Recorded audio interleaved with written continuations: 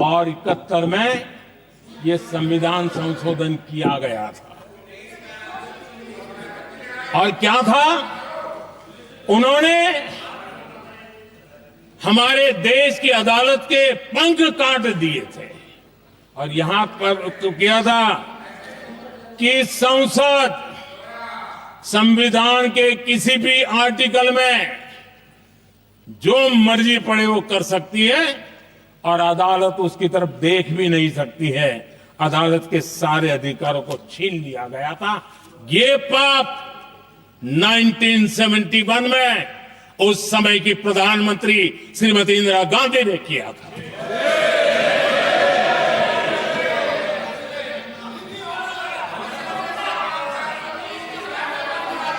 और इस परिवर्तन ने इंदिरा जी की सरकार को मौलिक अधिकारों को छीनने का और न्यायपालिका पर नियंत्रण करने का अधिकार दिया, सक्षम बना दिया था।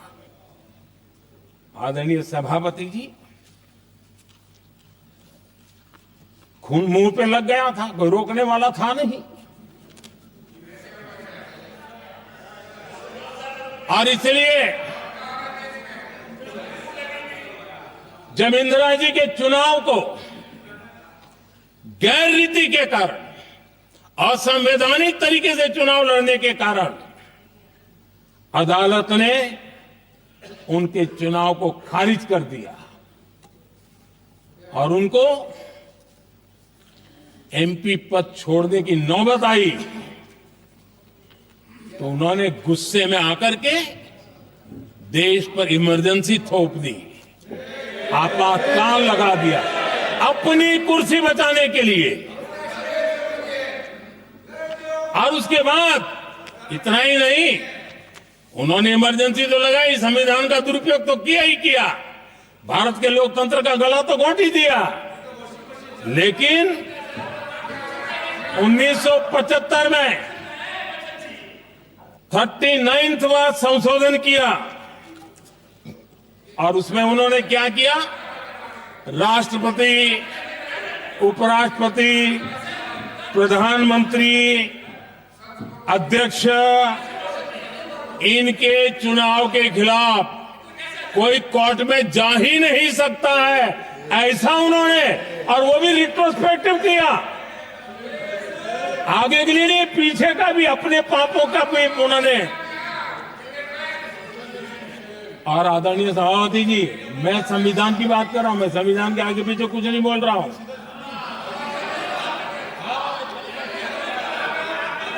आदरणीय सभापति जी,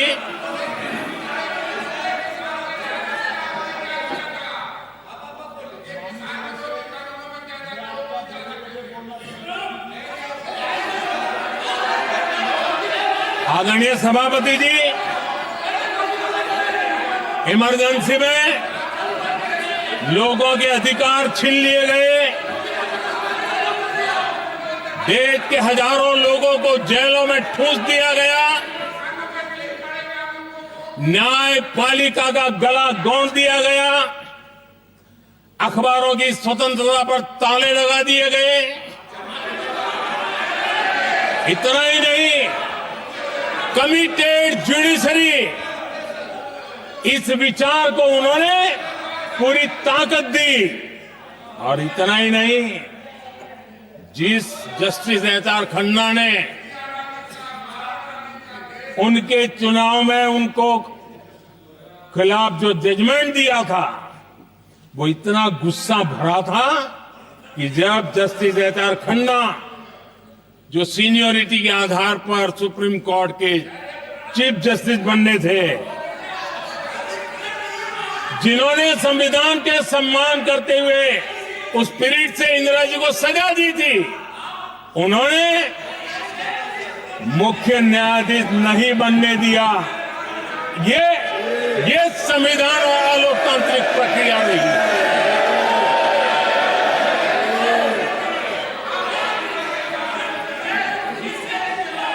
आदरणीय सभापति जी,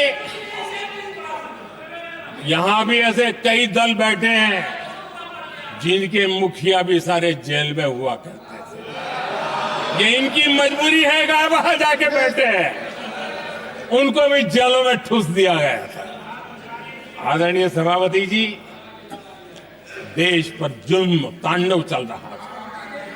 निर्दोष लोगों को जेलों में ठूस दिया जाता था, लाठियां बरताई जाती थी, कई लोग जेलों में मौत के शरण हो गए थे और एक निर्दयी सरकार संविधान को चूर चूर करती रही थी।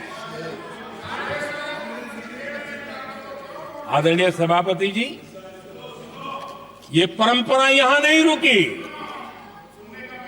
जो परंपरा नेहरू जी ने शुरू की थी, जिसको दूसरे प्रधानमंत्री जी इंदिरा जी ने आगे बढ़ाया, क्योंकि खून मुंह पे लग गया था और इसलिए